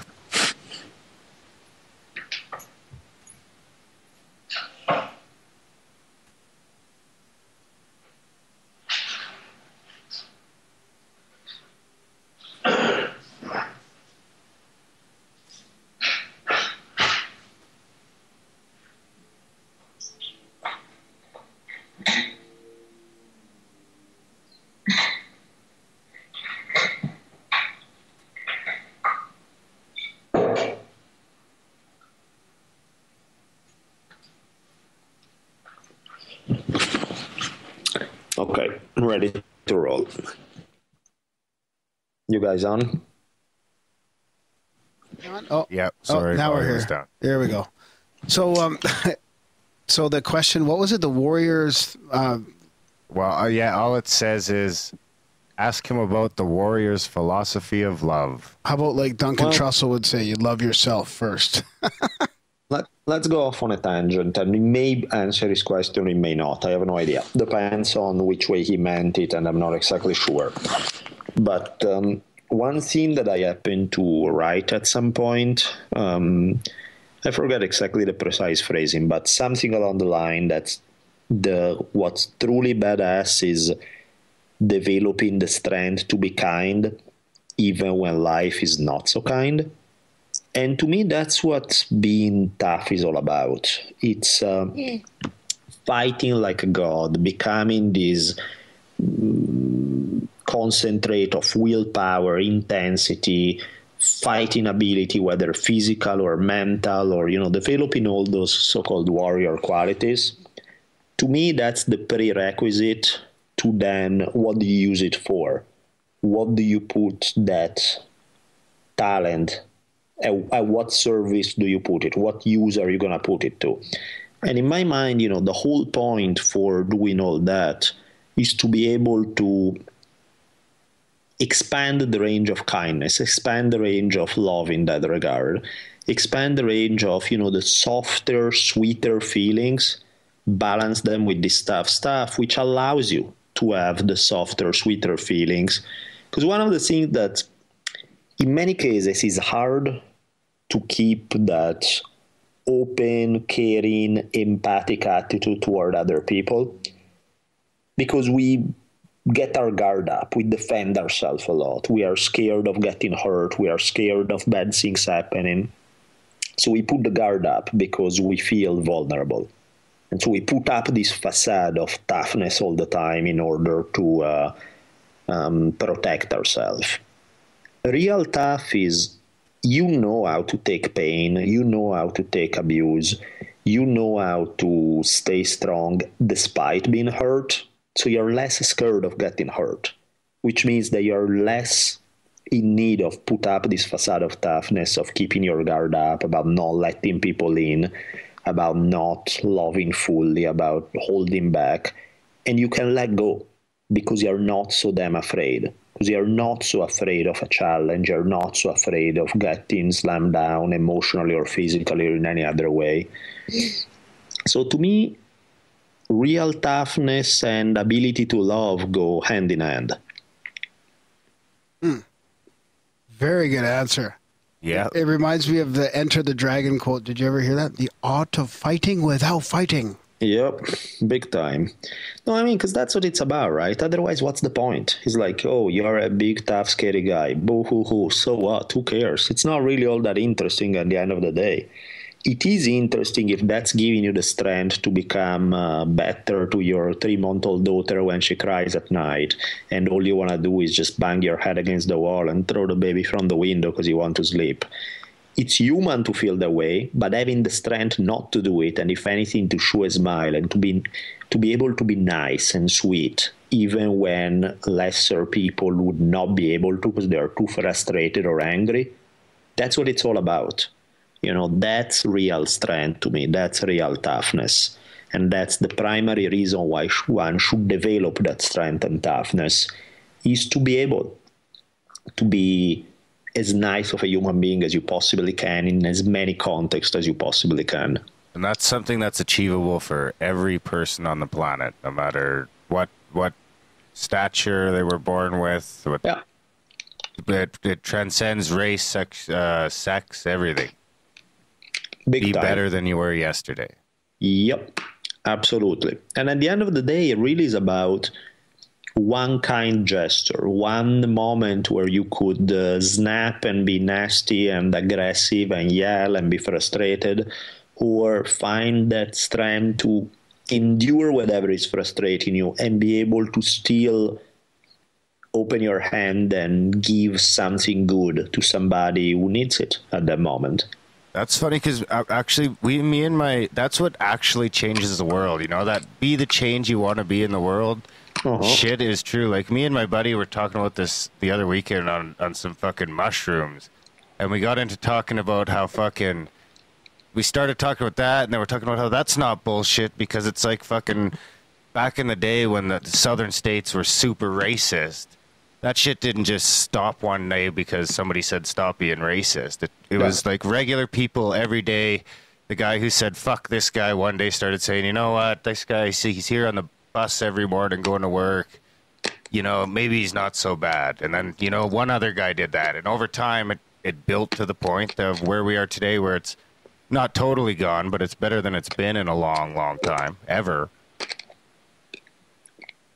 Absolutely, I couldn't agree more. That's how it's done. That's how, because, you know, otherwise you do feel powerless. If it's about changing the world tomorrow, well, good luck. That's not going to be, you know, tomorrow I'm just going to solve all environmental problems and make sure that people don't shoot each other. It's like, yeah, that's not going to happen.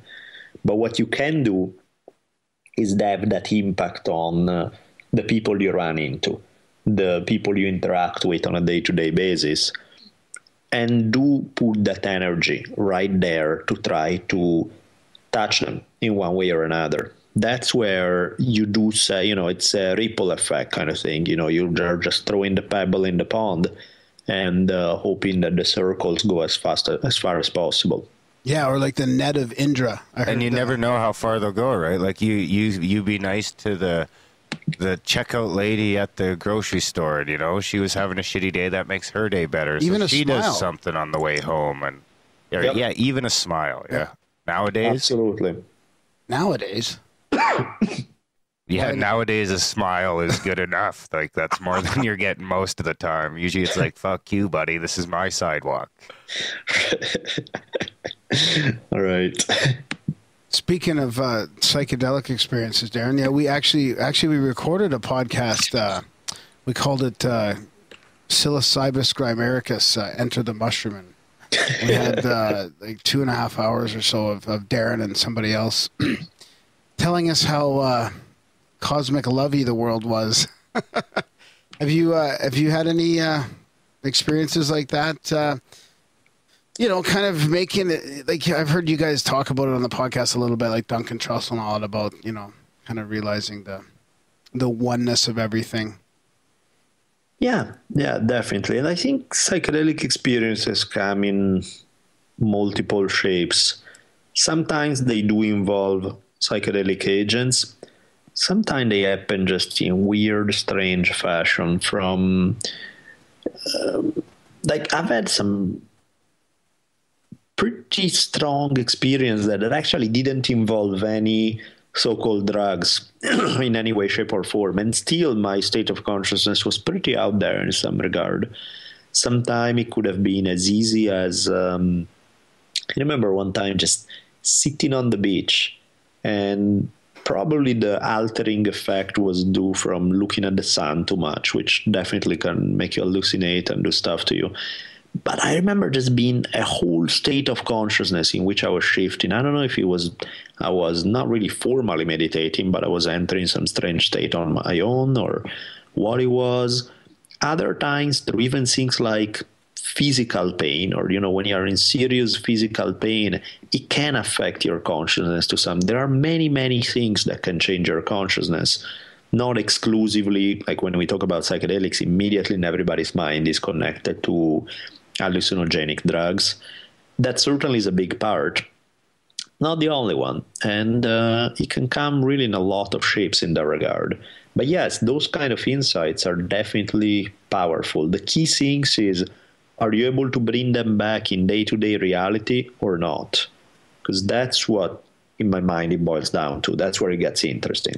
If you are, we are in business, then you can really do something that transform your way of being. If it's just an experience that begins and ends during those few hours, well, I mean, it's fun and all, but it's not the same thing. It doesn't quite have that same powerful impact. Got to be treated with a certain reverence, just like anything else, right? Absolutely. You can go to church every Sunday and fucking, then tell your neighbor to go fuck himself the next day. Right. That's kind of like, I forget where I heard it, but they were talking about how for that 1 hour a week when everyone was in church, everyone was getting along, every race, everyone's hugging each other, getting along, having a great time. And then the rest of the week, they're just act like each other don't exist. Right. Definitely. Don't you have another question, Darren? One more listener question from David Thon. He's actually a fellow Albertan. What's your take on the Tao of Pooh? I still read it from time to time. It's a good reminder of what's important and what's not. I skimmed through it because I didn't fully read it from cover to cover, so my answer may be influenced by that. I got a feeling that it definitely had some good ideas. I felt he went a little too much on a stereotype of what Taoism is. It was too much go with the flow, do nothing, it's like almost, I don't want to say the fortune cookie version of Taoism because it sounds too negative, and I didn't think it was that bad. I thought there were some good things, but I also find it going a little too, somewhat turning it into a stereotype of what my understanding of Taoism is. Now, that doesn't mean that my understanding is the correct one, and maybe they are totally right, but for my taste, it was a little too far one way. I've never read it. Is that Pooh as in shit? Is that what it's supposed to be? No, I think it's Winnie the Pooh, man. Bear, as in Winnie the Pooh. Oh, okay. Winnie the Pooh's a shit. Winnie the Pooh and Dora. I see all kinds of that shit all the time. Oh, yeah, of course. My daughter can speak better Spanish than I can. Yeah, man, the amount of cartoons that I've watched over the last few years is insane. And some of the most, what have I seen lately? I've watched, I think, every single episode of My Little Pony about like 15 times. I'm going crazy. At least My Little Pony, for a while she was watching the freaking Teletubbies. I wanted to shoot myself. That was just the most painful thing ever. I had what else? Powerpuff Girls, you name it. Luckily there's a lot of cool Disney, like Mulan is kicks ass. I love Mulan. But yeah, man, the amount of cartoons that you watch when you have a kid is off the charts. I try and find the ones nowadays with technology. I can look for the ones that I used to think was cool when I was a kid. So I'm pulling up like the old Garfield and Friends and the shit from back in the 80s. No, that's awesome. The problem is that then, like, if you do like YouTube or something and you pull them up, then they see all the icons on the right-hand side of all the other videos that are associated with that. And they go, I want to watch these. And I'm like, no, not that crap. Please, no. Then you're stuck watching. And they figure out how to use YouTube. Of course.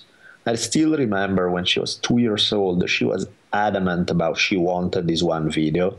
And I click on it, and it was some sick bastard had taken this clip of one of My Little Ponies, Pinkie Pie. Already when you are a grown man and you've watched something called Pinkie Pie, there's something weird going on there. But somebody has taken a 3-second clip of this pony going, woohoo, woohoo. Oh, no. And they looped it for 15 minutes straight. And she was, we're going to watch the whole thing. And I'm like, no, we're not watching the whole thing. It's like, I realized there was no budging on that one. And I remember after 40 seconds, I wanted to tear out my eye, expecting that it was already about 5 hours had gone by. And I realized it was 40 seconds. It was the longest 15 minutes of my life. I'm going to have to find that clip for the intro. Yeah. Pure pain. We actually played I found a clip, I can't remember what episode it was, but it was My Little Pony But they had added random bleeps in all over the place, and it made it sound super fucked up. It was crazy. Yeah, that was good. Yeah, man. Tough stuff. So I guess we should start wrapping it up. Is there anything that you want to mention that we didn't cover? Anything you want to plug, kind of thing? No, whatever you guys want. Where can people track you down? On Twitter or Facebook or website or anything like that, where people can find you? Twitter is D Bolelli, so it's the initial D as in Daniel, and then my last name, so it's the letter D and then Bolelli. It's B as in boy, Olelli. Websites, if you look, the Drunken, if you just type my name, Daniele Bolelli, it's Daniel with the E at the end, and then my last name, Bolelli. You just Google it, all that stuff will pop up, the Drunken Taoist website, my own personal website, which is just my name, Twitter, all of that kind of stuff will start showing up. Yeah, cool. And we'll link to, your books too. Awesome. You've got, three books that you've written, or plus the one, no, three, right? Three. Yeah. Any more in the future coming? I'm sure. The problem is finding the time. I have like a ton of material already written on multiple books. It's just finding the time to dedicate to really just going for it. Because, my writing days is I have 2 hours here, and then maybe in 5 days I have another 3 hours. It's not like I can really sit down and just say, cool, I'm just going to focus on writing. And so it makes it a bit complicated and challenging, but I still love it. I have fun doing it. So one way or another, I make it happen. Yeah, it's like when we had Dennis McKenna on, he said, the older you get, the more you realize time is our most valuable resource. Seriously. I like what you said about time on some of your podcasts, like people just having to make an effort to find the time to the stuff they love to do. Yeah. Big time. You need it. It's absolutely essential. Well, thanks a lot for coming on, Daniele. We really appreciate it. Anytime. We'd love to have you on again. Maybe if a new book comes out, or maybe we could have you and Rich on sometime, because I really like some of the stuff he has to say as well. So he'd love to. So just shoot me a message or pass it on to Rich, or if you have his email, shoot it to him. He'll be glad to jump on.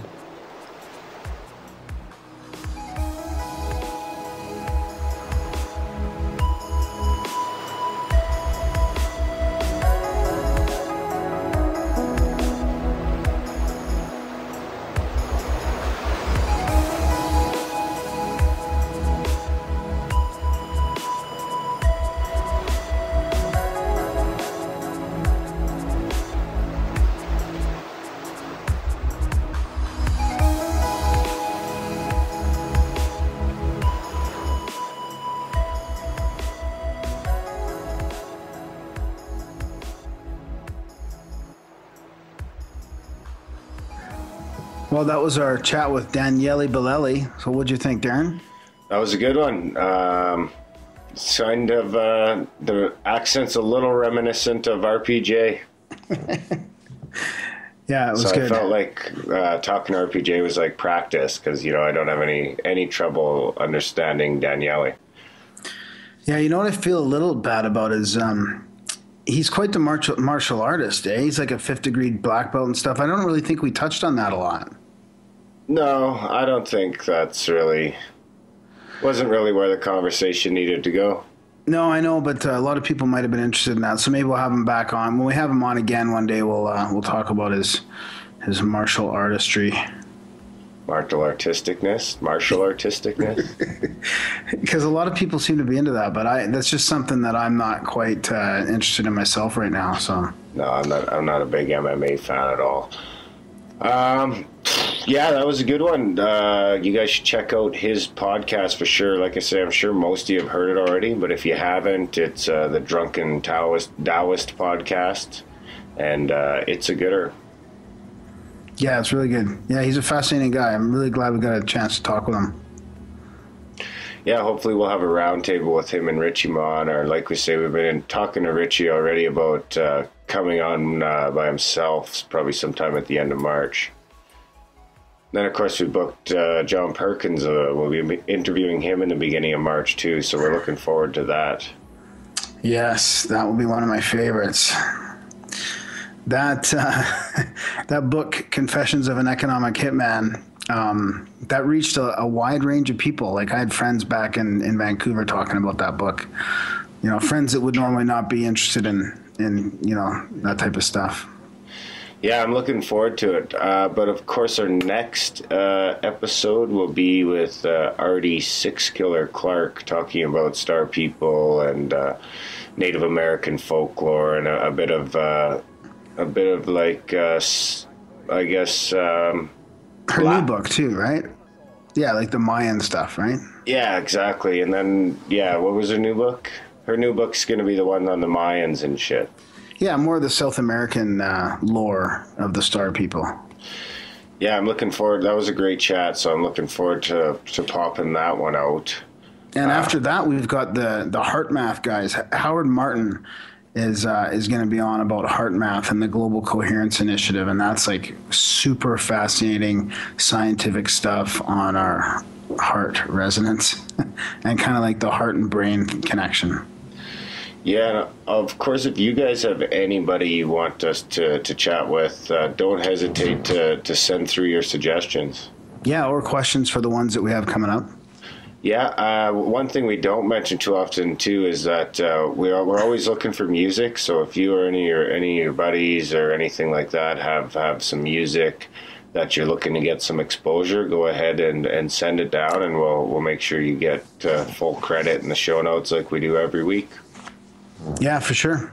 Speaking of which, we'll be playing, you guys all know Jagger. He's been on the show a few times. One of his bands is responsible for the Grimerica theme song. We're going to play a song of his. I wish I had my phone in front of me so I could tell you what it's called. Oh, I thought that was what the name was. But it's by High School Sweetheart. I'm going to look it up here, actually. Just keep talking about something. All right, I'll keep talking. Well, I mean, we always want your feedback, too. So my email is graham@grimerica.com. That's GRAHAM. And Darren's is Darren@grimerica.com. And all the hate mail goes to feedback@grimerica.com. Or is that one .ca? Feedbacks.ca. Yeah, I'll probably change it to .com soon. Yeah, it's probably a good idea. Yeah, and of course, we always got the P.O. box open now. It's on the website under contact. So you guys can always check that out if you want to send some shit or some postcards or stuff like that. It's always good to get mail. It's always fun to get it's mail. fun to get mail. I keep going there, and I'm having a problem getting Amazon packages there. I want to talk to you about that some other time. Yeah, we'll be getting that Mind Mayor in from Barry Boone soon. That should come in next week, hopefully. Yeah. So yeah, feel free to send us some shit. Jared sent us some shit a while ago. It's pretty cool. Some candies and shit from New Zealand. Yeah, send us a hard copy picture of your Grimerican flyer posted somewhere. Cool. I'm going to have a couple more pictures for you this weekend, buddy. Sounds good, brother. I got a plan. That's awesome. Remember, guys, use the portal when you can. The Amazon portal, of course. That's about it, buddy. That's about it. Did you tell us the name of that song? Hiatus by High School Sweetheart. So that's what's going to play us out here. All right, man. Thanks again. Yeah, guys, thanks for listening. You'll find links to everything we talked about in the show notes and all the music you heard. See you fuckers next week.